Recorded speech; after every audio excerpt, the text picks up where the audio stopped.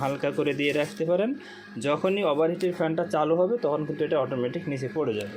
যদি নিচে হ্যাসার করেন তাহলে কি করবেন, নিচের দুইটা বাল্ব হচ্ছে বন্ধ করে দেবেন। এই মোটরের চেন এটা একেবারে সহজ। এইখানে দেখেন নাট আছে, নাটের থেকে বাইর করে দিলাম। ওই পাশে একটা নাট আছে, এই নাটের থেকে বাইর করে দিলাম। ওকে, আবার যখন চালু করবেন দুই নাটের ভিতরে চেনটা ঢুকাই দেবেন। ওর মতন ও নিয়ে নেবে, ওর পজিশন মতন ও নিয়ে নেবে ইনশাল্লাহ। আজকে আপনাদেরকে বুঝিয়ে দেবো যে এই মেশিনগুলো কিভাবে পরিচালনা করবেন। যেহেতু অটো ইনকিউবেটর তাই পরিচালনা করা একেবারে সহজ। এখন যেভাবে আছে এইভাবে কিন্তু থাকবে। আমরা এর উপরে কিন্তু পলিথিন দিয়ে প্যাকেজিং করে দেব। ওই প্যাকেজিংটা আপনারা খুলবেন। খোলার পরে এইখানে দেখেন একটা টু প্লাগ দেওয়া আছে। এই টু প্লাগের লাইন হচ্ছে কারেন্টের লাইন এবং এইখান থেকে হচ্ছে আপনার দুইটা তার বাহির করা আছে। এইখান থেকে আপনারা সোলার বা ব্যাটারির লাইন দিতে পারবেন যদি প্রয়োজন মনে করেন। লাইনটা দিলেই কিন্তু এটা ওপেন হয়ে যাবে। দেখেন এটা কিন্তু ওপেন হয়ে গেছে। দুই সাইডে বাল্ব এবং ফ্যান আছে এবং মোটরটা কিন্তু টার্ন করতেছে। প্রথমবার কিন্তু টার্ন করবে, তারপরে আবার 120 মিনিট অর্থাৎ 2 ঘন্টা পরে টার্ন করবে।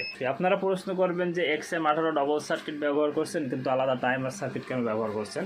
যেহেতু ভিতরের ভার্সনটা সম্পূর্ণ ডিসি ভার্সন, এই জন্য টাইমার সার্কিট, বিশেষ করে মোটর টাইমার সার্কিটটাও কিন্তু ডিসি দিয়ে ওপেন হয়েছে। মোটরটা হচ্ছে এসি। মোটরটা এসি থাকার কারণে একই সার্কিটে এসি এবং ডিসি কানেকশান দেওয়া সম্ভব হচ্ছে না, যে কারণে আলাদা টাইমার ব্যবহার করতে হয়েছে। আর এই টাইমার সার্কিটগুলো কিন্তু সহজে নষ্ট হয় না, এটা আপনারা যারা ব্যবহার করছেন তারা জানেন।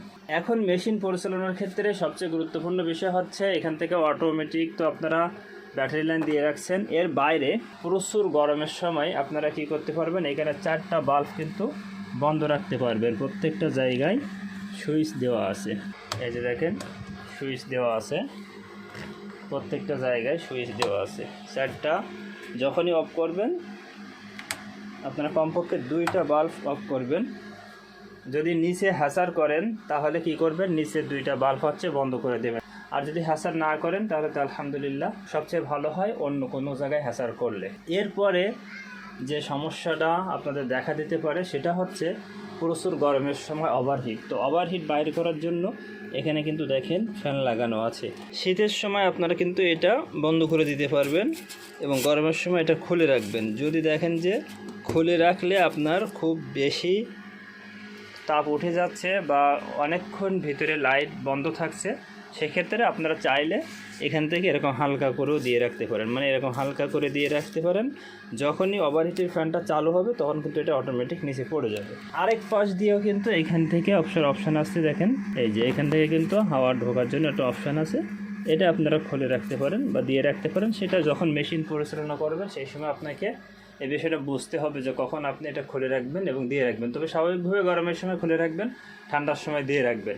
ঠান্ডার সময় দিয়ে রাখলেও কিন্তু অক্সিজেন সরবরাহ করবে। বিভিন্ন জায়গা দিয়ে কিন্তু ফাঁক আছে এবং আমি এর ওপর দিয়েও ফাঁক করে দেবো ইনশাআল্লাহ। এছাড়া এইখানে যেহেতু 3টা ট্রে আছে, এই 3টা ট্রের আমি সব জায়গায় প্রত্যেক কর্নারে সব জায়গায় মাপ দিয়েছি। আলহামদুলিল্লাহ সব জায়গায় কিন্তু তাপমাত্রা সঠিক আছে। শুধুমাত্র এই নিচের ট্রেটাতে সামান্য, মানে 100-র একটু বেশি, 1-1.5 গোনা সামান্য বেশি আছে। সেক্ষেত্রে যদি সম্ভব হয় আপনারা যারা সপ্তাহে ডিম দেবেন তারা হচ্ছে প্রথম এই যে ট্রেতে দেবেন, 1 সপ্তাহ পরে এই ট্রেটা উঠাই উপরে দেবেন এবং তারপরে হচ্ছে এই উপরে দেবেন, উপর থেকে হাসরে নিয়ে যাবেন। যে আপু এটা কিনছে খুলনা থেকে, উনি কিন্তু ওনার আরেকটা মেশিন আছে, আরও মেশিন আছে, তবে সেইখানে রেজাল্ট ভালো পাচ্ছে না বিধায় আমার কাছ থেকে নিচ্ছে। সবাই দোয়া করবেন তার জন্য এবং আমিও অবশ্যই দোয়া করি এবং অবশ্যই সবাই আমার জন্য দোয়া করবেন। তো মোটামুটি মেশিন পরিচালনা করা একেবারে সহজ, এখানে কঠিন কোনো কিছুই নেই। একটা গুরুত্বপূর্ণ বিষয় সেটা হচ্ছে বাল্ব বা ফ্যান যদি নষ্ট হয় 1-2 বছর 2-5 বছর পরে তখন কীভাবে পরিবর্তন করবেন। দেখেন অনেকেই কিন্তু এইখানে হচ্ছে কাঁটা দিয়ে আঠা লাগাই দেয়, তার মানে আজীবন ও ওইভাবে থাকবে। যদি কোনো কারণে আপনার পরিবর্তন করতে হয় তখন ভেঙে চুরে ফেলতে হবে। এখানে কিন্তু নাট দেওয়া আছে, তো সহজে নাট খুলে আপনারা ফ্যানটা পরিবর্তন করতে পারবেন। তার কিভাবে জুড়বেন, এখানতে দেখেন ফ্যানের যে তার আসছে এখানতে বাইর করা আছে। প্রয়োজন হইলে আপনারা কি করলেন, ফ্যান যদি কোনো কারণে নষ্ট হয় আপনি ফ্যানের এই তারটা কেটে দিলেন, কেটে দিয়ে ফ্যানটা নাটটা ঢিল দিয়ে ফ্যানটা বাইর করে ফেললেন। এরপর নতুন একটা ফ্যান লাগালেন। এইখানে যে লাল কালো তার আছে, লাল কালো তার জুড়ে একটু এপাশে টেনে দিলেন, বাস শেষ। একইভাবে বাল্বগুলোও কিন্তু ওই একইভাবে আপনারা ইয়ে করতে পারবেন।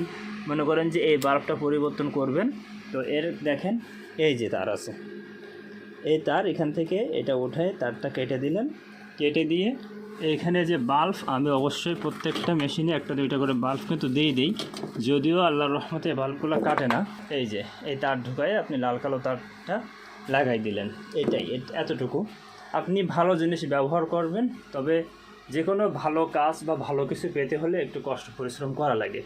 যদি কখনও বাল্ব কেটে যায় তাহলে আপনারা সহজে কিন্তু পরিবর্তন করতে পারতেছেন। ফ্যান যদি কেটে যায়, ফ্যান নষ্ট হয়, সেটা সহজে পরিবর্তন করতে পারতেছেন।